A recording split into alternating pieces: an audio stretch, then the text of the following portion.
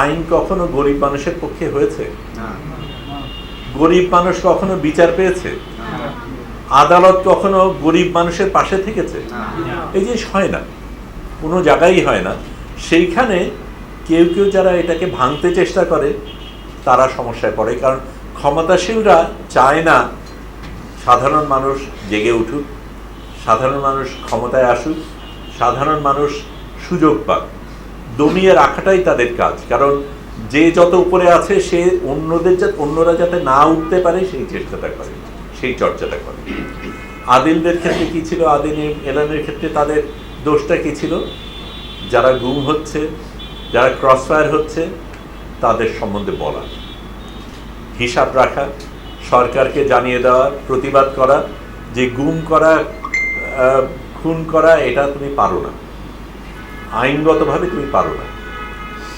সেই জিনিসটা বলার কারণে আজকে সে জেলে যাচ্ছে, কয়েকদিন পরে হয়তো ইউনূস ভাইও জেলে যাবে, আশা করি যাবে না, কিন্তু সেরকমই হচ্ছে মনে হয়। আমি আমার নিজের অভিজ্ঞতা থেকে বলি, অনেকের কথা তো শুনে বলা হয়, আমি আমার নিজের অভিজ্ঞতা থেকে বলি। যেই জিনিসগুলি ওনারা একটু আগে বললেন, আমি কি বলেছিলাম 5ই আগস্টে এবং 4ঠা আগস্টে আমাকে আক্রমণ করা হয়, আমার যন্ত্রপাতি ভাঙা হয়, আমি তারপরেও আবার 5ই আগস্টে রিপোর্টিং করি এবং সেই দিন তো রাতে আমাকে ধরে নেওয়া হয়। কিন্তু আমি সেদিন কি বলেছিলাম?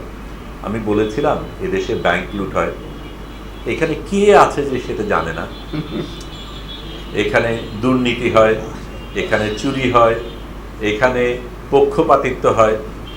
এই জিনিসগুলি কিন্তু আহামরি কোনো কিছু না, এখানে একটা ব্যক্তি নেই যে জানে না এটা আমাদের দেশের বাস্তবতা, এটাই হয়। কিন্তু সেই জিনিসটা বলতে গেলে তখন সেটা দোষ হয়ে যায়। করাটায় দোষ নাই, বলাটায় দোষ আছে। এই হচ্ছে আমাদের পার্থক্য। আজকে যেই সরকার আদিলকে জেলে পুরেছে, সেই সরকার তো অবৈধ, সে নিজে ভোট চুরি ডাকাতি করে টিকে আছে, অথচ সেই সরকার আরেকজনকে দোষারোপ করছে, আরেকজনকে বলছে তুমি যেটা করছো সেটা বেআইনি, তোমার জেলে যাওয়া উচিত। সবচেয়ে আগে আমাদের দেশে এখন কি বলা হয় যে ভুল তথ্য দেওয়া হয়, মিথ্যা কথা বলা হয়, ভুয়ো কথা বলা হয়। এদেশে সবচেয়ে বেশি বড় মিথ্যাবাদী তো সরকার নিজে, এটা আমরা প্রত্যেকে জানি। প্রতিদিন আমাদের বিটিভি বলেন, রেডিও বাংলাদেশ বলেন, পত্রপত্রিকা, সরকার আজকাল অবশ্য সরকারের বাইরে যে সকল পত্রিকা তারাও একই কথা বলে অনেক ক্ষেত্রে, কিন্তু ডাহা মিথ্যা কথা প্রত্যেক দিন সারাক্ষণ যেই মানুষগুলি বলছে তারা আপনার আমাকে দোষারোপ করে যে আমরা মিথ্যা কথা বলছি, এবং আমার ক্ষেত্রে সেটাই ছিল অভিযোগ। এখন এটা করা হয়েছিল 57 ধারায়।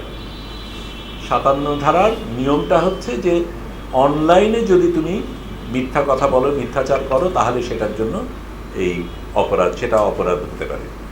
এখন যদি অনলাইনে করে থাকি তাহলে তো সেটা প্রকাশ্যে আছে, সেটা তো আর খুঁজতে হয় না। সবাই হয়তো নিশ্চয়ই আজকাল সবাই অনলাইনে যায়, ফেসবুক, টুইটার সব কিছুই আপনারা করেন, মোবাইল তো আছে। তো সেখানে আপনি যদি ফেসবুকে কিছু একটা দেন, ওটা তো আকাশেই আছে, ওটা তো আর খুঁজে বের করতে হয় না।